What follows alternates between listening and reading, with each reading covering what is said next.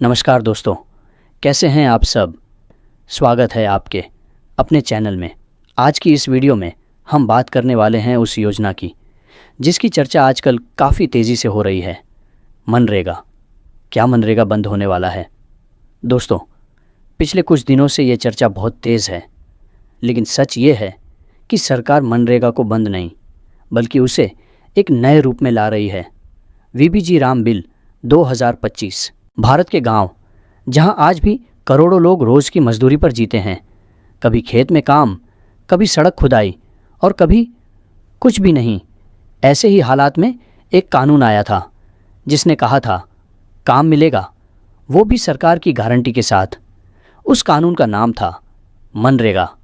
लेकिन आज social media पर एक सवाल बार बार पूछा जा रहा है, क्या मनरेगा ख़त्म हो जाएगा? क्या सच में मनरेगा ख़त्म हो गया है या ये सिर्फ अफवाह है? आज इस वीडियो में हम जानेंगे पूरा सच, बिना डर, बिना पक्षपात। चलिए पहले थोड़ा पीछे चलते हैं।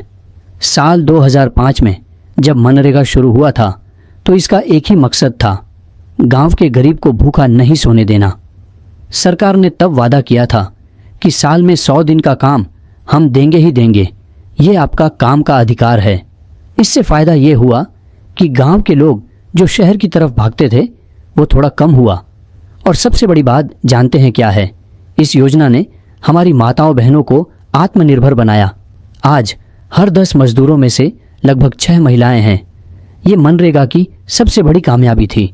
साल 2005 भारत सरकार ने एक ऐतिहासिक कानून लागू किया, महात्मा गांधी राष्ट्रीय ग्रामीण रोजगार गारंटी अधिनियम, जिसे हम मनरेगा कहते हैं। ये कोई सामान्य योजना नहीं थी, ये था काम करने का कानूनी अधिकार।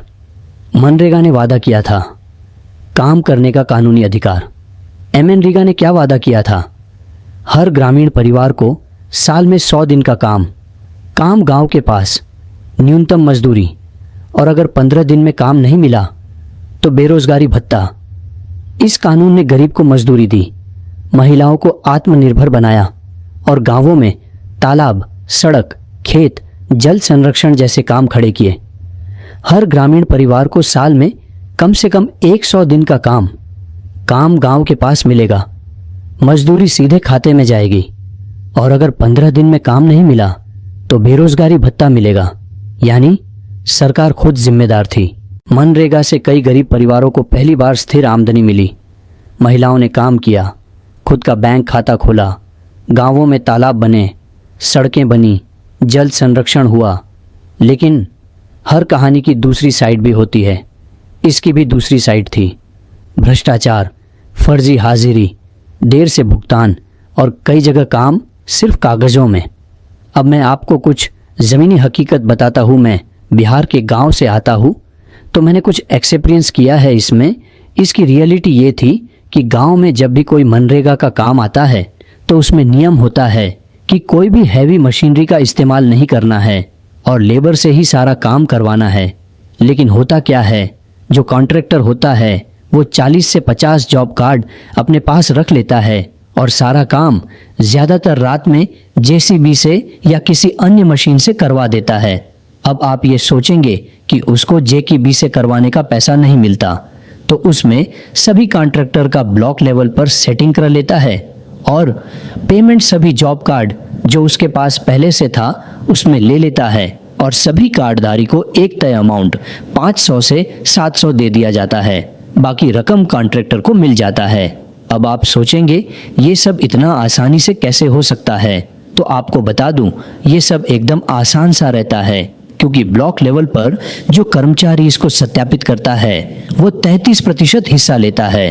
अब चूंकि बहुत लोग ये बोल सकते हैं क्या सबूत है? इसका तो भाई सबूत तो नहीं मिलेगा, लेकिन अगर आप जमीन पर पता करो तो सब मिल जाता है। इसीलिए ये एक सबसे भ्रष्टाचारी योजनाओं में से एक है। रियल लाइफ में न कोई मजदूर इसमें मजदूरी करता है, न कोई कॉन्ट्रैक्टर करने देता है।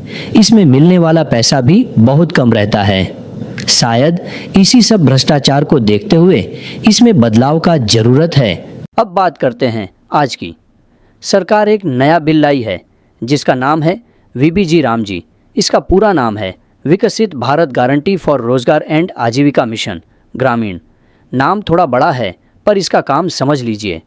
सबसे बड़ा बदलाव, 100 दिन का कोटा अब 125 दिन होने वाला है, यानी अब मजदूरों को साल में 25 दिन का ज़्यादा काम मिलेगा।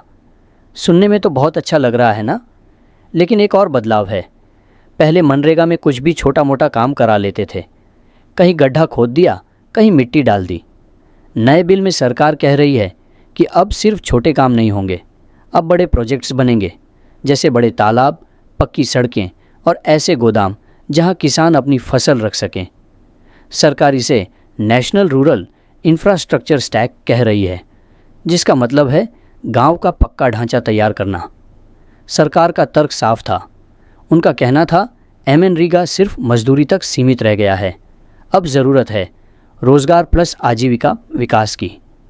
सरकार ने कहा डिजिटल सिस्टम लाया जाएगा, बायोमेट्रिक हाजिरी, जियोटैगिंग और तेज़ भुगतान इसी सोच से आया नया कानून। आइए आसान भाषा में समझते हैं।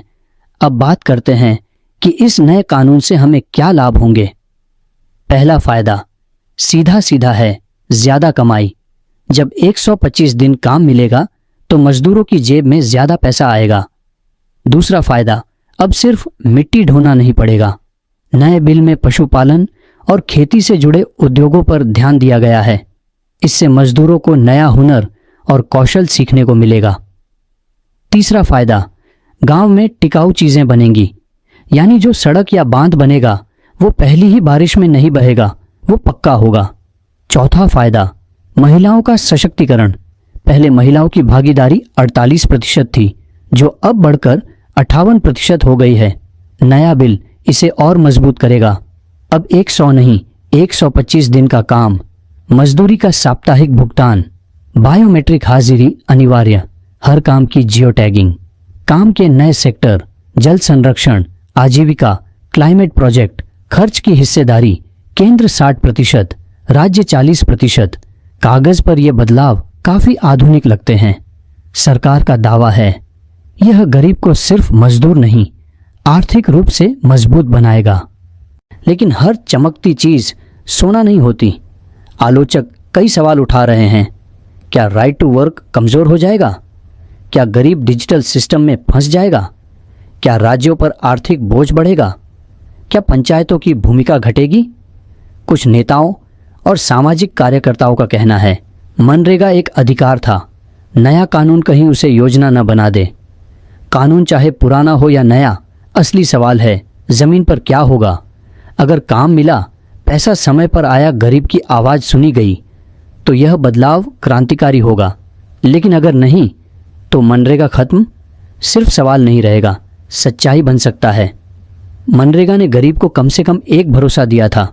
नया कानून एक मौका है और एक जोखिम भी। अब फैसला सरकार से ज़्यादा निगरानी पर निर्भर है और हमारी आवाज़ पर। कमेंट में बताइए आपको क्या लगता है, यह सुधार है या नुकसान? वीडियो पसंद आए तो लाइक करें, शेयर करें और ऐसे ही ग्राउंड रियलिटी वीडियो के लिए चैनल को सब्सक्राइब ज़रूर करें।